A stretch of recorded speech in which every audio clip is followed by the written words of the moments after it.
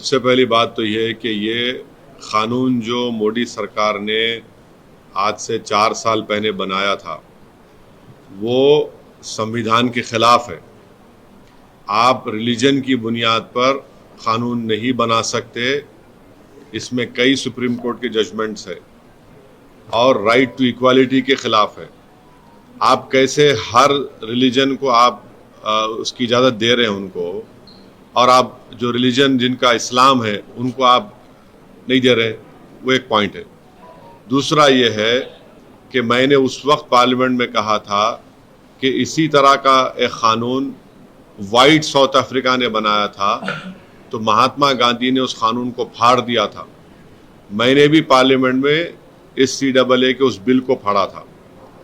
तीसरी बात यह है कि अब 4 साल के बाद ये सरकार रूल्स बना रही है।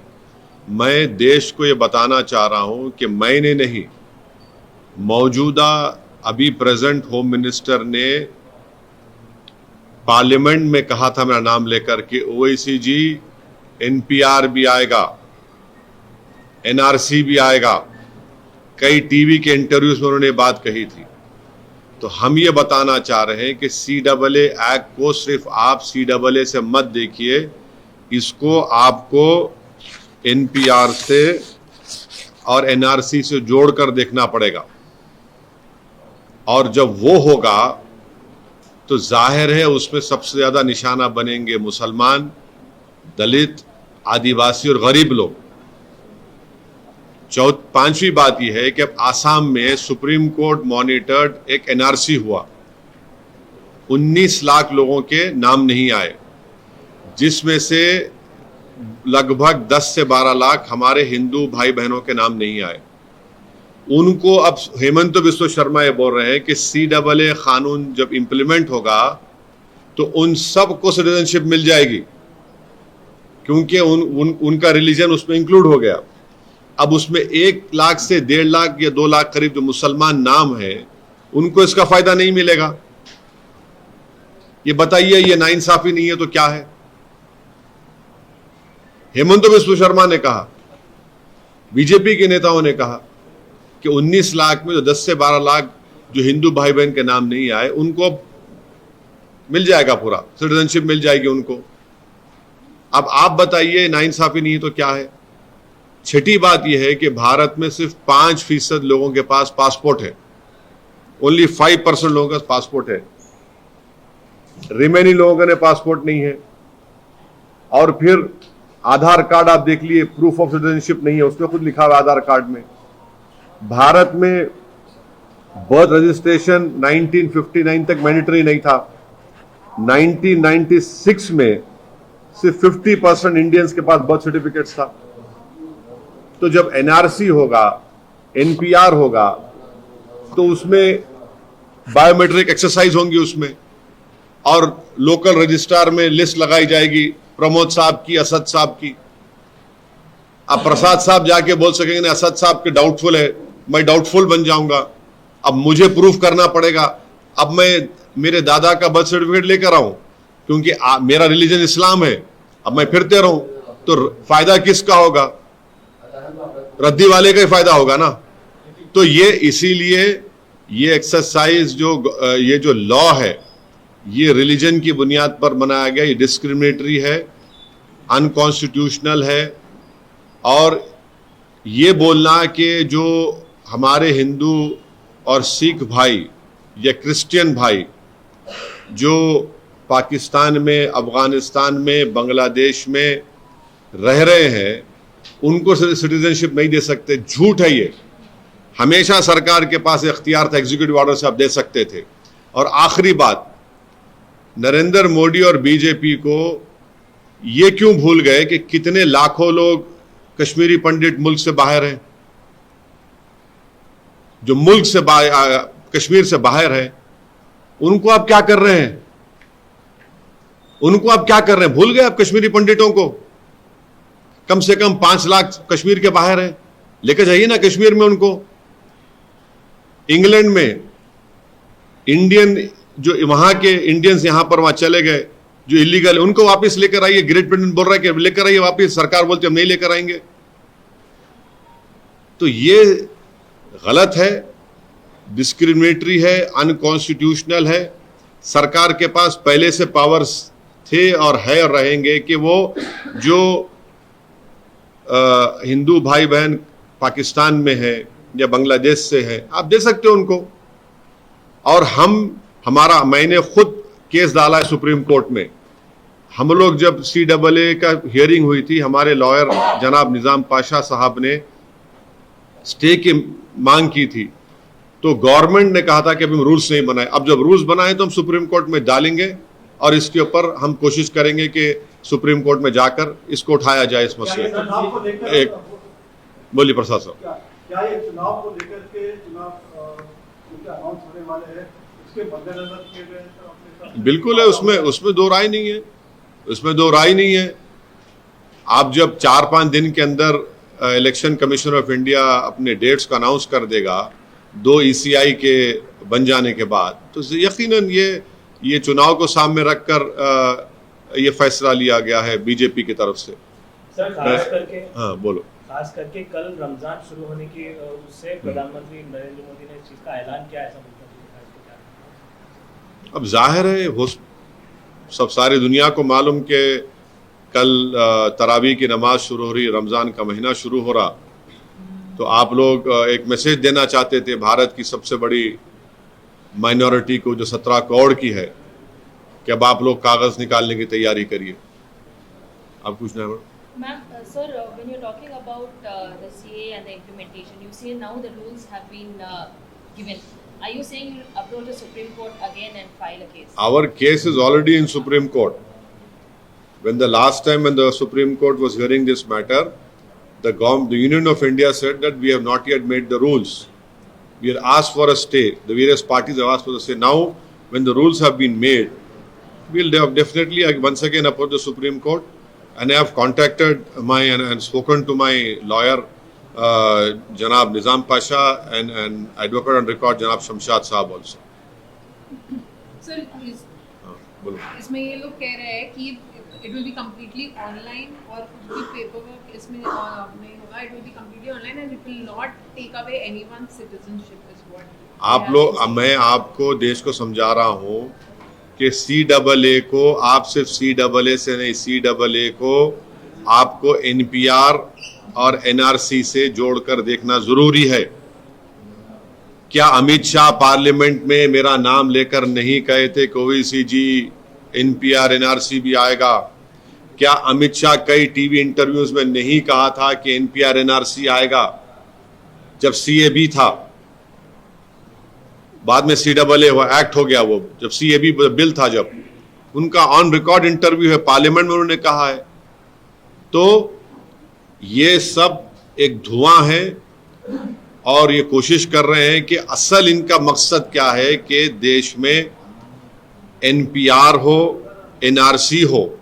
अब मिसाल के तौर पर आसाम में जो NRC हुआ सुप्रीम कोर्ट मॉनिटर्ड, 1600 करोड़ रुपए उस पर खर्चा किए गए, 50,000 गवर्नमेंट एम्प्लॉयज ने काम किया और 19 लाख लोगों को कहा गया कि भारत के शहरी नहीं है, नागरिक नहीं है।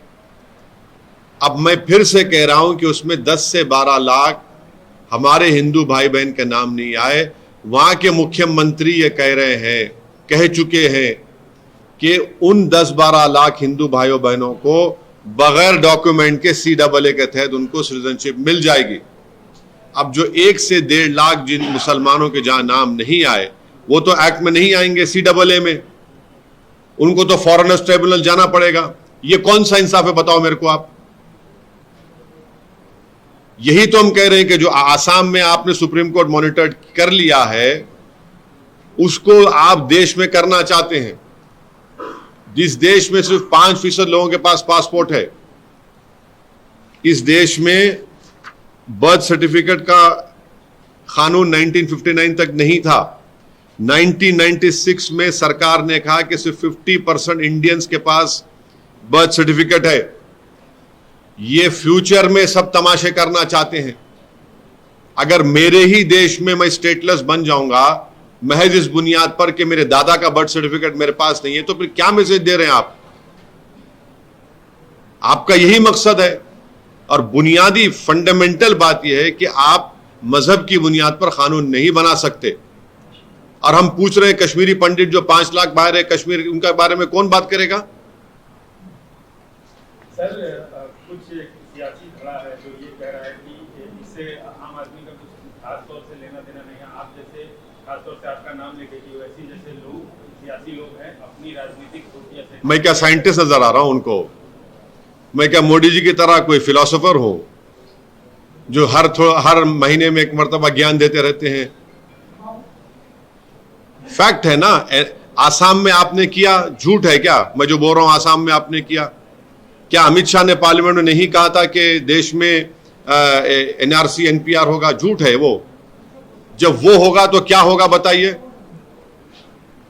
जब वो होगा तो बायोमेट्रिक डेटा लेंगे आप, लोकल रजिस्ट्रार में लिस्ट लगाई जाएगी, कोई भी जाकर ऑब्जेक्शन करेगा कि नहीं ये भारत का नागरिक नहीं है, अब सिलसिला शुरू, उसके बाद डाउटफुल सिटीजन मैं हो जाऊंगा। नहीं, उन लोगों का कहना है कि वैसी हिसाब से चले तो रोहिंग्याज और बांग्लादेशियों को नागरिक बनवा दें। मेरी बात चले तो मेरी बात चलेगी ना तो 5 लाख कश्मीरी पंडित को लेकर जाऊंगा मैं, जो 10 साल में आपने नहीं किया। 10 साल में आपने नहीं किया वो 5 लाख कश्मीरी पंडितों को। वो कौन सा रिलीजन है उनका? हिंदू नहीं है वो, भूल गए बीजेपी उनको। देश में ही अच्छा मेरा बस चले तो मैं पूछूंगा बर्तानिया से, भिजा दो भाई वो 10,000 इंडियंस को जो आप लोग रोक के रखे हैं। आप लेने तैयार नहीं है उनको। भारत जब सिक्योरिटी काउंसिल का मेंबर बनना चाहता है तो फिर रेफ्यूजीज की पॉलिसी पे क्या उनको स्टेप लेना पड़ेगा? बोलिए हमको। असदुद्दीन ओवैसी को आप दिखाते रहिए, कोई बात नहीं, मगर आप भी तो सिक्योरिटी, हम तो चाहते हैं सिक्योरिटी काउंसिल मेंबर बने। जब आप सिक्योरिटी काउंसिल के मेंबर बनेंगे तो ये सब करना नहीं पड़ेगा आपको। किसको बेवकूफ बना रहे हैं? सर इसके पहले सीएम को लेकर के बड़ा बवाल हुआ था 2019 में, राइट्स हुए थे, कई लोग मारे गए थे। तो अब क्या आपको अंदेशा है कि इस प्रकार का जो है अनरेस्ट रहेगा?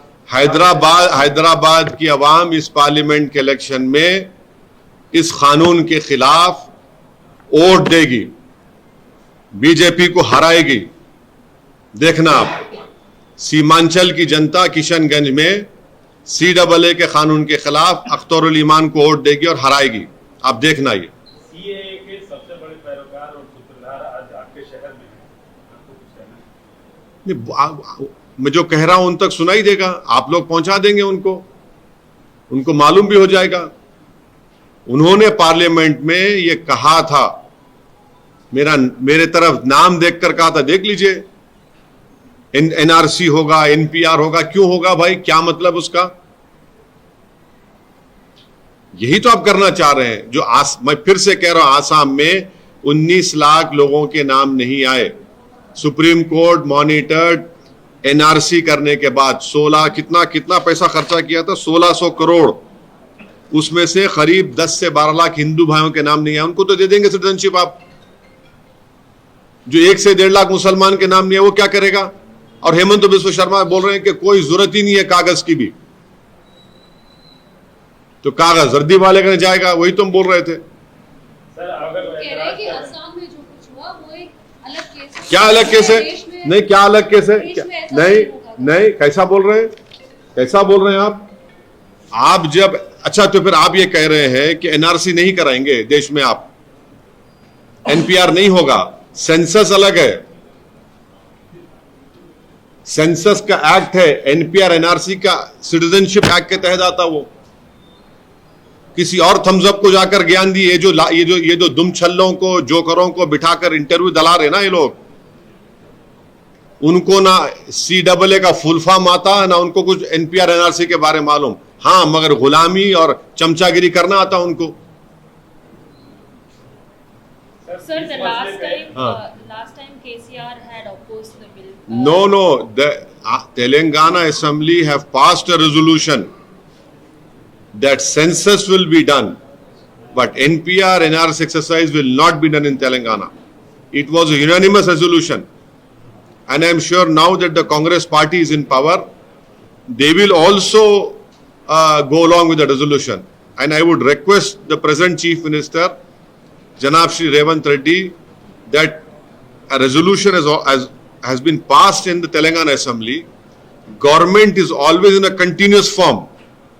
Parties will come and go. Parties will come and go. It is a resolution of Telangana Assembly. We are not against the census exercise, because census exercise done under a particular act. NPR NRC is done under Citizenship Act. You must understand this. That is the concern. And what you have done in Assam, the BJP wants to do it throughout the country. Sir, political stake holder में एक आदमी है जो इस मसले को सबसे ज्यादा उठाए, लेकिन सियासत में ये भी कहा जाता है कि अकेला चना बाहर नहीं पड़ सकता। क्या आप अखिल भारतीय जंगल में एक ही शेर होता, दो नहीं रहते, समझे ना, जंगल में एक ही शेर होता। क्या आप अखिल भारतीय स्तर पे like minded party, like minded organisation को एक साथ करके कोई मूवमेंट चलाएंगे? ये देखिए भाई, ये मसला पूरे देश का है।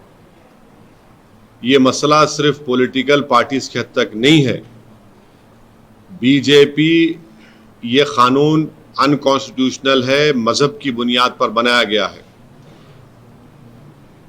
पाकिस्तान, बांग्लादेश के जो हमारे हिंदू भाई हैं, सिख भाई, अफगानिस्तान के, उनको आप सिटीजनशिप दे सकते हैं, लॉन्ग टर्म वीजा दे रहे हैं, देते रहिए, उसको कोई रोक नहीं है सिटीजनशिप देने से उनको।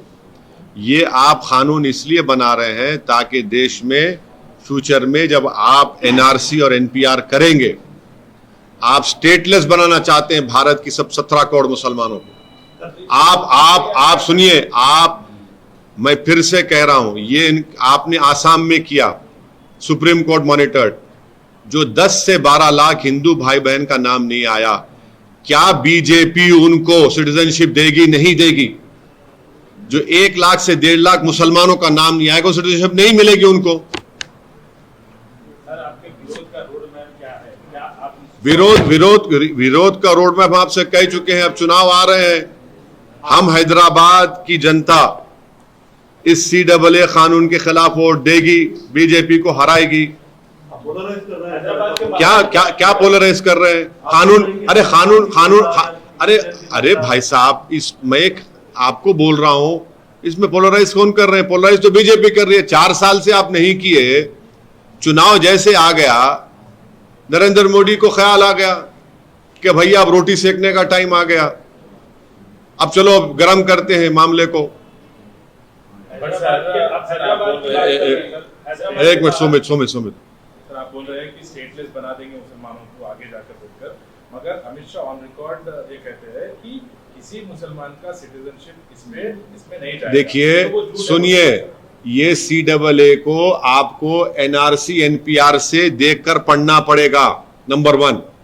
सेकेंडली, ये आप रिलीजन की बुनियाद पर बनाए, जो भारत के संविधान के खिलाफ है, राइट टू इक्वालिटी के खिलाफ है। ये वो रीजनेबल टेस्ट को भी पास नहीं करता ये। और आसाम में जो 10 से 12 लाख हिंदू भाई बहन के नाम नहीं आए, अमित शाह उनको सिटीजनशिप देंगे? नहीं देंगे। बोलेंगे हम बराबर देंगे। वो 1.5 लाख मुसलमान का क्या करेंगे फिर आप? वही जब सुप्रीम कोर्ट मॉनिटर्ड आपके वहां पर एक्सरसाइज हुआ एनआरसी का आसाम में, वो पूरे देश भर में कराना चाहेंगे। क्या अमित शाह ने नहीं कहा पार्लियामेंट में खड़े होकर इस सरकार की तरफ से?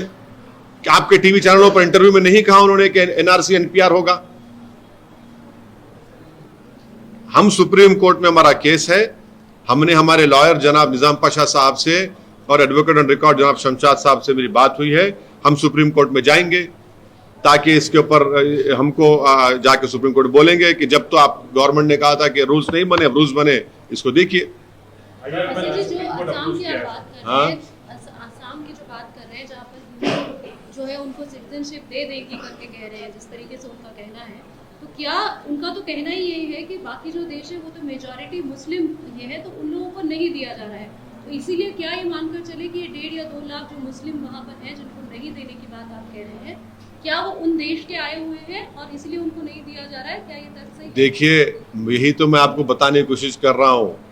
सुप्रीम कोर्ट मॉनिटर्ड एनआरसी में 19 लाख लोगों के नाम नहीं आए, जिसमें 10 से 12 लाख हिंदू भाई बहन हैं, 1 से 1.5 लाख मुसलमान हैं। वो 10 से 12 लाख को सिटीजनशिप दे देंगे, 1 से 1.5 लाख मुसलमान क्यों नहीं देंगे आप? और उसको भी नहीं मानते बीजेपी वाले, बोलते और बढ़ के नाम आना चाहिए था मुसलमानों के। कैसा करेंगे? ये नाइंसाफी नहीं है तो क्या है बताइए फिर आप। ये जो 1.5-2 लाख है, क्या वो भारतीय बिल्कुल। अच्छा, वो तो 10 से 12 लाख भारतीय है, नहीं है भारतीय है आप बोल रहे हैं। नहीं आप बोल रहे हैं, नहीं आप बोल रहे हैं 10 से 12 लाख भारतीय और 1.5 लाख नहीं है मुसलमान। यही देखिए, यही तो हम बता रहे हैं कि आपने जो कानून बनाया रिलीजन के नाम पर वो गलत है, वो बिल्कुल गलत है। सर आप सुदूर स्टेट में जाके चुनाव लड़ते हैं, बिहार में, गुजरात में, उत्तर प्रदेश में। हाँ, आपके पड़ोसी राज्य आंध्र प्रदेश में चुनाव है, क्या उसमें पड़ोसी राज्य चुनाव है? आंध्र प्रदेश में चुनाव जो होने वाले हैं, विधानसभा के भी होने वाले हैं, लोकसभा के। हाँ, क्या वहाँ चुनाव लड़ेंगे? नहीं अभी कोई फैसला नहीं हुआ। जगन तो हमारा दोस्त है और रहेगा। तो आपका सपोर्ट है सर? नहीं भाई, आप भी मेरे दोस्त हैं, दुश्मन है क्या आप मेरे? अपना काम आप करते हैं, मेरा काम मैं करता हूँ। चुनाव सर आप नहीं, आप साथ नहीं देखिए, अब तक तो बीजेपी वहां पर टीडीपी से अलायंस कर ली। नहीं सुन तो लीजिए, बीजेपी नायडू एक साथ आ गए और चंद्रबाबू नायडू ने नरेंद्र मोदी को टेररिस्ट कहा था। निकाल कर देख लीजिए, हम झूठ नहीं बोल रहे हैं, निकाल कर देख लीजिए। और फिर बीजेपी वाले हमको बोलते ये आतंकवादियों की सपोर्ट करता है। अब देखिए, क्रोनोलॉजी समझिए आप, अजीब मामला है। अब बीजेपी नायडू लड़ेंगे तो क्या ऑप्शन बचता है आंध्र प्रदेश के माइनॉरिटीज जिसमें दलित्स और आदिवासियों के पास? क्या वो बीजेपी और नायडू के अलायंस को वोट देंगे क्या? नहीं सुनो, देखिए आप ऐसा डोंट जंप द गन, सुन ले तो लीजिए। तो ये बात है। Sir, so if Naidu hadn't come in alliance with the BJP, do you think there would have been a fighting chance for the minorities? That's what you're No, trying no. to say. What I'm saying is that Mr. Chandrababu Naidu was with BJP, and when I was an MLA, he supported Vajpayee also. So he has been consistently playing footsie with BJP. When he supported Mr. Narendra Modi to become the Prime Minister in 2014, when he left Mr. Narendra Modi, he called him a terrorist. Now he has again rejoined BJP. So the Muslims, Dalits, Christians and Adivasis of Andhra Pradesh will play a very decisive role now. Sunni will play a very decisive role. You will see what will happen. Sir Haryana की political situation, हाँ, जियो मैं election लड़ा तो B team हो जाता हूँ, और कोई सुनिए और कोई बीजेपी से अलायंस कर लेगा तो दूध का धुला हुआ रहेगा। हाँ, ये सुन तो लीजिए, जो नरेंद्र मोदी को इस तरह के अल्फाज इस्तेमाल करा, हाँ, आप उसको बिठा के चाय पिला रहे हैं। और जो CAA का कानून बना रहे हैं, क्या वो आंध्र प्रदेश पे नहीं होगा? कि देश में अगर NPR NRC होगा तो आंध्र प्रदेश में नहीं होगा क्या? आंध्र प्रदेश में भी होगा। सर सबसे इंटरेस्टिंग सवाल हैदराबाद। नहीं आप हमेशा इंटरेस्टिंग करते हैं आप। नहीं मेरे बीजेपी ने कैंडिडेट उतारा है डॉक्टर माधवी लता को, और वो ओल्ड सिटी में आपके इलाके में घूम रही है, बोल रही है कि आपने डेवलपमेंट नहीं किया, आपने मुस्लिम यूथ को जानबूझ के बेरोजगार रखा, अपने वोट के लिए इस्तेमाल किया। इसका क्या कहना है? हाँ, उन्होंने भी कहा कि वोट में जो है ये हो रहा है, रिगिंग हो रहा है। देखिए, कोई भी लड़े मेरे खिलाफ, लड़ना तो है किसी को। अब मैं कहाँ दिमाग लगा के बैठूं? मेरा काम इलेक्शन। अरे आरोप तो लगते ही है ना। आरोप कब नहीं लगे मुझ पर? नई बात क्या है? आरोप तो लगते रहेंगे। लगाइए आरोप। कौन कह रहा है आरोप मत लगाइए? लगाइए। आप मुझे देखते ही चेहरे पे दाढ़ी, सर पे टोपी, तो वही आरोप लग जाता है। देखिए ये कर रहे हैं। ये वो तो असद भाई करके ही आपको। अरे बहुत अच्छा है, बहुत अच्छा है। सर हरियाणा कोई तो कैंडिडेट होगा। सिचुएशन पे आप क्या कहेंगे? मेरे को नहीं मालूम उस बारे में। Your view, what should be the way to categorize illegal migrants? Are you saying that Ahmadiyyas and Rohingyas should be given citizenship if they don't have proper documents without any religion bias? You see, first of all, please remember, the non-refoulement policy, we are not a signatory, but we have always accepted it. And if refugees come to India, UNHCR card is given to them. Then a long-term visa is given. This law, which has been made on the basis of religion, is unconstitutional. It violates right to equality. This propaganda of BJP that, oh, we cannot give citizenship, we didn't have power, is completely wrong. You had all the powers. Executive decision can be taken. Who's stopping you from doing that? And why are they not taking the 5 lakh and odd Kashmiri Pandits to Kashmir? Why are they not bringing back those 10,000 illegal Indians who are in Great Britain? वापस लाइए ना उनको आप, वो भी नहीं ला रहे वापस उनको आप. But why are you linking it to NRC and? Yes, because it is part of the Citizenship Act. But that hasn't been. No, please understand. Census is under Census Act. The NPR NRC is done under the Citizenship Act, and it has been done in Assam, for example. No. Look at the Citizenship Act 1955. Then it talks about various things, National Register. So these are all NPR, NRC are part of the Citizenship Act. So how can you not relate to it? It is part of that. Sir आखिरी सवाल, आप मेहनत तो बहुत करते हैं, हम आज ही के दिनों में हमने देखा कि आपने जबरदस्त एक्सरसाइज का वीडियो है जी। तो आप ज्यादा एक्सरसाइज कर रहे हैं इस चुनाव के लिए? नहीं, उससे इसको क्या करने का है?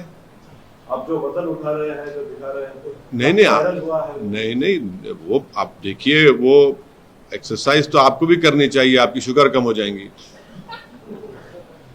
आप करते नहीं है. हाँ, नहीं तो करने चाहिए. मैं भी हफ्ते में 3-4 दिन मौका मिला तो कर लेता हूँ.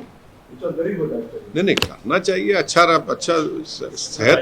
IUML और नेशनल कॉन्फ्रेंस से मतलब ऑर्गेनाइजेशंस भी इसके अगेंस्ट है और सुप्रीम कोर्ट अप्रोच कर रहा है. वो ऑलरेडी केस है ना, ऑलरेडी केस है, हमारा भी केस है. इसके लिए वेटिंग है आपका. हाँ, प्रोसीडिंग्स के लिए वेटिंग है. तो आप क्या उनके साथ जाएंगे? मैं खुद केस डाला हूँ मेरे नाम से सुप्रीम कोर्ट में. और इंडिया जो मीटिंग होने वाली है उसमें ये इशू को रेज करेंगे बोल के IUML वाले कह रहे हैं. मैं कैसा बोलूं? मेरा ताल्लुक ही नहीं है उससे. आप क्या, जैसे इससे पहले सवाल पूछा गया था सर, लाइक माइंडेड का भी सपोर्ट लेंगे क्या? अरे भाई, मेरा ताल्लुक ही नहीं है. सर वही चीज है कि मकसद एक है लेकिन सुर आप लोगों के अलग अलग है. हाँ, तो ठीक है, बहुत अच्छा है ना, मंजिल तो एक ही है.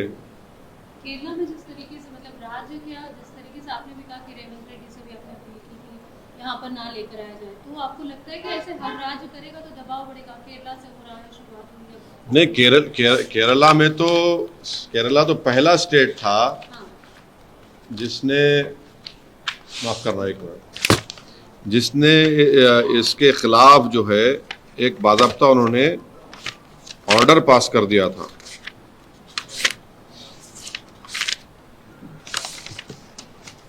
केरला के ने 2019 में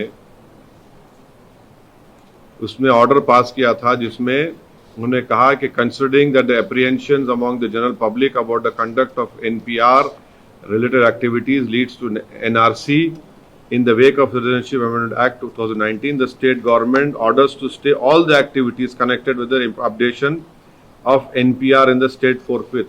This was more or less the same resolution was also passed in Telangana Assembly. And my request to the present Chief Minister is that, because government is always in a continuous form, parties will change based on the mandate of people have given. Now, a resolution of the Assembly is already been passed in Telangana. We hope that the present Chief Minister will also ensure that NPR and NRC will not be done in Telangana. Census has to be done, but NPR and NRC will not be done because the resolution has been passed. And even the Congress party as a party at that time, when KCR was CM, that supported this resolution. मेरा सवाल ये था कि क्या इस तरह से राज्य, अलग-अलग राज्य जो NDA से नहीं जुड़े हैं, क्या वहाँ के अगर जो भी CM है या फिर सरकारें ऐसे करेंगे कि दबाव बढ़ेगा? आपको लग रहा है कि CA के खिलाफ अपनी आवाज उठाएंगे तो? करे तो बहुत अच्छा है. नहीं करे तो बहुत अच्छा है, करना चाहिए। कोई भी परसिक्यूटेड हिंदूज, क्रिश्चियन, सिख्स को सिटीजनशिप देने के खिलाफ कभी था ना कभी रहेंगे, मगर ये कानून जो आप बना रहे हैं इसको आपको एनआरसी एनपीआर से देखना पड़ेगा। यू कैनॉट इग्नोर इट कि ये जो एनआरसी होगा, एनपीआर हो, एनपीआर एनआरसी होगा, इसे जोड़ के देखना पड़ेगा आप। और बहुत बड़ा हिस्टोरिकल प्रोटेस्ट हुआ था दिल्ली में शाहीन बाग में। मैं सलाम करता हूं उन महिलाओं को जिन्होंने देश को एक राह दिखाई थी। इलेक्शन कमिश्नर को रिजाइन करना पड़ा हाल ही में। एक बात समझिए, ये क्या कोई म्युनिसिपैलिटी का चुनाव हो रहा है क्या? 130 करोड़ जनता का चुनाव हो रहा और नोटिफिकेशन आने से 4-5 दिन पहले एक इलेक्शन कमिश्नर साहब रिजाइन कर देते हैं। ये क्या मजाक है क्या भाई? ने तो मत कराइए इलेक्शन, क्या है ये? 4 दिन पहले वो रिजाइन कर देते हैं और फिर आप 2 इलेक्शन कमिश्नर्स को अपॉइंट करेंगे अभी आप। माने अब 14 तारीख को बोल रहे हैं, मीडिया में आया कि 14th को मीटिंग होगी। जाहिर है गवर्नमेंट के पास मेजॉरिटी है। जो गलत कानून है, जो सुप्रीम कोर्ट के डिसीजन के खिलाफ आप बना रहे हैं, तो माने 2:1 पे आप 2 लोगों को बना देंगे। दूसरे दिन शायद हो सकता है प्रेसिडेंट उसको एक्सेप्ट कर ले और 1 दिन 2 दिन के बाद आप अनाउंस कर देंगे। कैसे क्या है ये तो काफी अजीब है। सर, पिछले हफ्ते प्रधानमंत्री जी यहाँ पे थे तेलंगाना में और कई सारी जगह भी वो मतलब विजिट कर रहे हैं और इस बार 400 पार बोल रहे हैं और 370 is the target is what they are claiming. So मतलब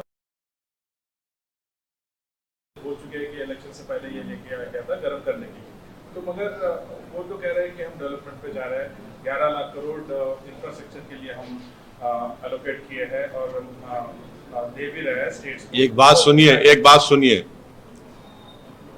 हम प्रधानमंत्री क्या बोलते, हम दूसरी बड़ी इकोनॉमी बन जाएंगे बोलते ना, क्या तीसरी बड़ी बन जाएंगे। पर कैपिटा इनकम में हमारा पोजीशन कितना है? 152 पर कैपिटा इनकम में। भाई 50 पे तो ला लीजिए आप, तीसरी बड़ी इकोनॉमी बन जाएंगे। अरे भाई पर कैपिटा इनकम में 150 पे नंबर पे हम लोग। बेरोजगारी आप जैसे नौजवानों का मुखद्दर बन चुका है। इन्फ्लेशन देख लीजिए, कीमतों को देख लीजिए, तनख्वाहें कम हो रही हैं। इस पर कौन बात करेगा? इस पर क्या उन्होंने क्या बताइए बीजेपी ने? कल गृह मंत्री अमित शाह ने आपके अभी शहर हैदराबाद में भाषण दिया है, बोला है कि 3 पार्टियों एक ही हैं और कांग्रेस और बीआरएस मजलिस का एजेंडा बुलंद कर रही है। कांग्रेस और बीआरएस मजलिस का एजेंडा चला रहे हैं। मेरा एजेंडा चला रहे हैं। मेरा एजेंडा क्या है? मेरा एजेंडा यह है कि तीसरी मर्तबा देश के प्रधानमंत्री नरेंद्र मोदी ना बने। मेरा एजेंडा यह है कि CAA कानून के खिलाफ हमने बिल को फाड़ा, ये संविधान के खिलाफ है। मेरा एजेंडा यह है कि देश में मेजॉरिटेरियन पॉलिटिक्स ना चले। मेरा एजेंडा यह है कि देश में भाईचारगी रहे, बीजेपी उसके खिलाफ है।